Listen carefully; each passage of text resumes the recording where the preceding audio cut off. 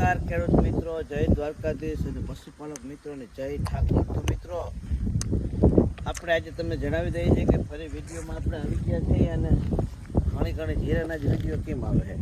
તો આપણે આજની તારીખ છે 15 ફેબ્રુઆરી 2024ની સાલ અને ગુરુવાર. તો મિત્રો ઘણા મિત્રોની એવી કોમેન્ટ હતી કે ભાઈ જીરું એક હેરામાંથી 5 કિલો થાય અને 360 હેરા થાય એક વીઘામાંથી, તો જીરાનો પાર ના રહે. પણ મિત્રો ઘણા એવી પણ કોમેન્ટ કરી હતી કે ભગત ગણતરીમાં ભૂલ રહી ગયા છે. મિત્રો હું તમને વાત કરું કે જે જીરાની વાત કરી 4 વીઘામાંથી 350 શેરા થાય અને એક હેરામાંથી 5 કિલો જીરું નીકળે એવા હેરા અમે પહેલાં વાળતા, જે સામે ધાણાનો જો ઢગલો દેખાય ને આ પ્રમાણે એવડા અમે વાળતા, એમાંથી નીકળતા. હાલ જે આ જીરું છે એની વાત નથી કરી આગલા વિડીયોમાં, જે તમે કોમેન્ટોમાં ધૂંબા મારી દીધા હતા. વધારે પડતા અમે હેરા કરી 1.5 કિલો, 1.5 કિલોથી 2 કિલો હેરાની અંદર જીરું નીકળે, વધારે વધારે 3 કિલો નીકળે એવા કરી. પણ જીરાનો વોલ અવડો હોય તો એવડા શેરા થાય. એટલે કોઈ એવું ના કહેતા કે માલદેવભાઈને વીઘે 22 મણ જીરું થઈ ગયું. આ તો ખાલી એક દાખલા તરીકેની વાત કરતો હતો. આ જીરું મારું જે છે એ વીઘે 8 થી 9 મણ માંડ થાય એવું છે. કારણ કે આ વર્ષે જે ઉપર માળ આવતા હોય એ માળ નથી આવ્યા. જે માળ આવે અને ચીમડાઈ જાય એવું નથી, પણ કુદરતની ગતિ ન્યારી હોય. જીરાની અંદર બીજો માળ બંધાણો જ નથી. તાતો તો જીરામાં પીળાશ આવી અને પાક પડી ગયો છે. જીરાને આપણે કહેવાય, જે આગલું જીરું અમારું આગતરું જે વાત કરતા હતા એ આગતરા જીરાના જે હેરા પડ્યા છે એ હેરાની અંદર અમારે 2.5 થી 3 કિલો નીકળે આવડા જ હેરા વારેલા છે.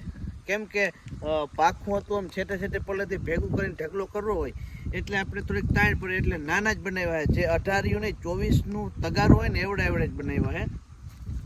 અને આ જીરું છે આગતરું હતું એ 122 દિવસ ઉપડ્યું હતું, અને જે આ છે આ 95 દિવસે ઉપડી જાય. કેમ કે વાતાવરણના અભાવે આવું થોડુંક થઈ જતું હોય. દાણા ચીમણાના નથી કે કોઈ વસ્તુ નથી થઈ, પણ કાયદેસર આની અંદર પાક આવી ગયો છે.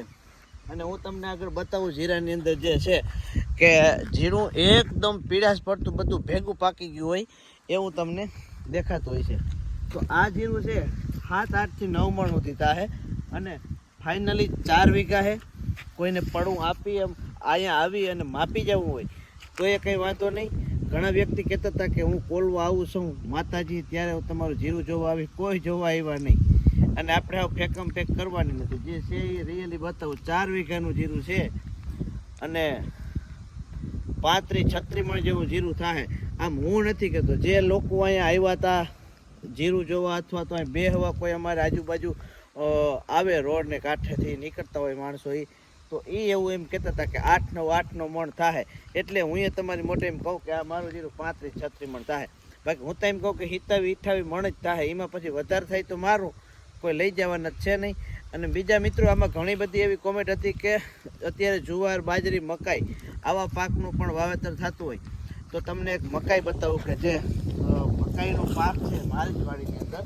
તો હાલો એ તમે જોઈ. આ મકાઈના પાકની અંદર લગભગ કોઈને આવી નવી મકાઈ હશે નહીં. ભાઈ કેમેરામેન ફોકસ કરી અને હાવ નજીકથી લઈ લ્યો કે આમાં કોઈ યળની કે કોઈ છે જ નહીં. એક પાંદડું પણ એડે ખાધલ નથી. વધારે પડતું અટાણે ઈયળનો એટેક રહેતો હોય. જે જાર છે, મકાઈ છે, બાજરી છે, કોઈ વિસ્તારમાં એને ભરડો કહે છે, કોઈ વિસ્તારમાં એને નારોડ કહે છે, કોઈ વિસ્તારમાં એને વોલ, આર્મી, વર્મની ઈયળ કહે છે. એનો એટેક આવી જાય, છોડવો આવડો થાય ત્યારે અમે તો આ વસ્તુ જે છે મકાઈની અંદરથી નીકળે એને ભૂંગળી કહીએ. જે આ વસ્તુ જે છે એ ભૂંગળી કહીએ અમે. એ ભૂંગળીની અંદરથી અહીંયા એક ફૂદું આવે અને ફૂદું એની અંદર મૂકી જાય છે ઈંડું, અને ન્યા ઈયળ ઉત્પન્ન થાય છે ને એ ઈયળને મારવા માટે આપણે શું પગલાં લેવા એ તમને આ વિડીયોની અંદર ભેગું જણાવી દઈશ. તમે જોવો છો મારી પાછળ મકાઈ મારી મોઢામી થઈ ગઈ છે, અને કેમ થઈ એ વિશેની વાત કરી તમને. તો મિત્રો આની અંદર એક જ વખત અમે ઇમામેક્ટિન બેન્ઝોઇટ જે મૂકી સ્વરૂપમાં આવે છે, જે 5% ઇમામેક્ટિન બેન્ઝોઇટ, હું ઝેરનું નામ બોલ્યો છું.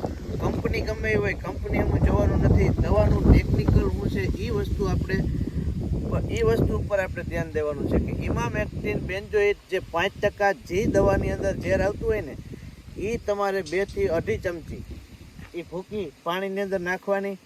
સાયપરમેથ્રિન 25 EC આવે એ 35 મિલી નાખવાની એક પંપમાં, અને 1 વીઘાની અંદર 2.5 થી 3 પંપ છાંટો એટલે ઈયળ ગઈ. નારોટ જે તમે કહેતા હો કે ડોકોમેડો કહેતા હો કે ઓલ આર્મી વર્મની જે ઈયળ કહેતા હો એ સફાઈઓ થઈ જાય. મિત્રો ઈયળો ઘણી પ્રકારની હોય, આજ લાખો પ્રકારની થતી હોય. એને મારવા માટે અલગ અલગ ઝેરનો કન્ટેન્ટનો આપણે ઉપયોગ કરવો પડતો હોય છે. તો એક મારી પાસે પડ્યું ખાલી 1.3% જ છે. હવે એનું નામ કંઈક અવળસવડ્યું છે મને આવતું નથી, પણ કાલ તમને રિયલી ફોટો બતાવીશ એનો, અને સ્પેશિયલ મકાઈ માટેનો જ વિડીયો બનાવીશ. કેમ કે મકાઈ, જુવાર ને બાજરી ઉનાળાની અંદર મુખ્યત્વે પાક છે. પછી તલ છે તો તલનો બનાવશું આપણે. તો અને એવડી મકાઈ આ કેમ છે એ હું તમને કહું. મકાઈ અમારે ઉનાળામાં એવડી હોય, શિયાળામાં એવડી હોય, ચોમાસામાં આવી તો લગભગ ખેતર વેચાઈ જાય એટલે પડી જતી હોય છે. પણ હજી આ તો હે ને કાચી છે. હજી આ લગભગ મારો હાથ ઊંચો થાય ને એનાથી પણ ઊંચી જાય. આની અંદર જે તમને બતાવતા હતા કે આપણે પશુનું જે મળમૂત્ર રાખ્યું હોય ને અમે ટાંકી રાખી છે.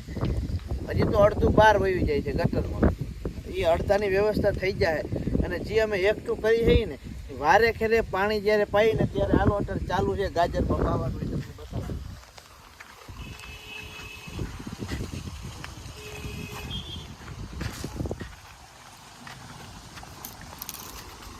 તો મિત્રો મકાઈની બાજુમાં જ ગાજર છે, અને ગાજરમાં જો અમે પીવડાવી છે એ પશુનું મળમૂત્ર એકઠું કરી છે એ ટાંકીની અંદર. આ ડોલની અંદર એક વાલ રાખી દીધો છે, અને સામે જ્યાં તબેલાનો છેડો પૂરો થાય જ્યાં બધું સ્ટોક થઈ અને મોટી બધી ટાંકી રાખી, ટાંકીની અંદર ભેગું થાય ત્યારે અમે એક પાણી વાળી ત્યારે અમે પીવડાવી દઈએ છીએ.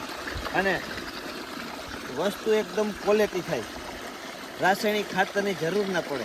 મિત્રો હું તો તમને હજી એક કહું, ટાઈમ છે તમે ચેતી જજો, રાસાયણિક બધું બંધ કરો. કેમ કે આ વસ્તુની અંદર આપણે જે છે ઈયળ મારવા માટે હજી આપણે કોઈ એવી આપણે રાસાયણિક દવા સિવાયની વધારે પડતી કોઈ મળી નથી ઓર્ગેનિક. એટલે ઓર્ગેનિક કદાચ હશે તો મને ખાતરી નથી, પણ ખરેખર ઓર્ગેનિક મળતી હોય તો એ ઓર્ગેનિક મેળવવા માટે આપણે એનો કોન્ટેક પણ કરશું, અને આપણે એનું ખેતર જોવા પણ જાઉં. પણ બને ત્યાં સુધી તમે પ્રાકૃતિક ખેતી તરફ વળવાનો આગ્રહ ધીરે ધીરે રાખજો. આજે આ મારા પશુ છે જે ભેંસુ જ છે, હવે એના જે મળમૂત્રથી એટલું મને આની મારી વાડીની અંદર પાવર બતાવ્યો. તો મિત્રો ગાય આધારિત ખેતી કરે એની ખેતી તો કોઈક જોવા જેવી હોય છે. રંગ રૂપ ફળની જે વસ્તુ, જેનો રસ કદ અને એની જે મીઠાશ છે, એની મધુરતા હોય ને એ કંઈક અલગ જ પ્રકારની હોય છે. તો ચાલો આપણે બધા પ્રાકૃતિક ખેતી તરફ વળવી, પણ ધીરે ધીરે વળવી. મારે લેવી છે ગાય, પણ અત્યારે કોઈ કોમેન્ટમાં ના કહેતા કે મારે હે લઈ જાઉં. મને ગાય ભેટ મળવાની છે, ગીર ગાયનું બચ્ચું. તેથી આપણે મોટો બધો ગાયનો તબેલો કર્યું. અને આ રીતનું હું તેમ કહું, તમે બગાડો નહીં. જે પશુનું મળમૂત્ર હોય ને એનો ખરેખર તમારે ઘરે ખાતરના ઢેર સારા ઢગલા હોય, કદાચ જમીન ટૂંકી હોય અને ખાતર વધારે હોય તો એવું ના માનવાનું કે આ આપણે નાખી દેવું છે. આ અમૃત જેવી વસ્તુ છે ખેતી માટે. તો અમારી ખેતીની ખાસિયત એ છે કે ખેતીમાં અમે જ્યાં છે આ છાણિયા ખાતરનો ઢગલો કેવડો નહીં જજો તમે, મારે ખંભા હમો છે. અવાર તો 28 ટેલર થાય, બધું અમારે આ 18 વીઘાની અંદર નાખી દેવાનું છે. તો મિત્રો આવું બધું આપણે ખેતરની અંદર નાખીએ એટલે થવાનું જ છે. કેમ કે ઓરિજિનલ વસ્તુ એ ઓરિજિનલ અને ડુપ્લિકેટ એ ડુપ્લિકેટ. તો જે થેલીના 1300 રૂપિયા આપણે દેવા જઈએ છીએ ને ડીએપીના, પશુ 3-4 હોય તો ડીએપીનો ખર્ચો બચી જાય. અને જે મળમૂત્ર છે ને ખરેખર તો આપણે ફેંકી દઈએ છીએ, પણ ફેંકવા જેવું નથી. એક ઉરિયાનો ડોઝ મારો ને એટલું એક આ ડોલ ફાયદો કરે. તો મિત્રો આજે આપણે વિડીયોમાં ઘણું બધું જાણી લીધું છે. અને કંઈ પણ ખેતી વિશેની, પશુપાલન વિશેની માહિતી જોતી હોય તો તમે મિત્રો કોમેન્ટની અંદર કરી શકો છો કોમેન્ટ. અને આગલા વિડીયોની અંદર કોમેન્ટની અંદર મેં ફોન નંબર પર નાખેલા છે, કોઈને ફોનથી કોન્ટેક કરવો હોય તો એ પણ થઈ શકશે. આવજો બધાને. જય દ્વારકાધીશ, હર હર મહાદેવ અને જય શ્રી રામ.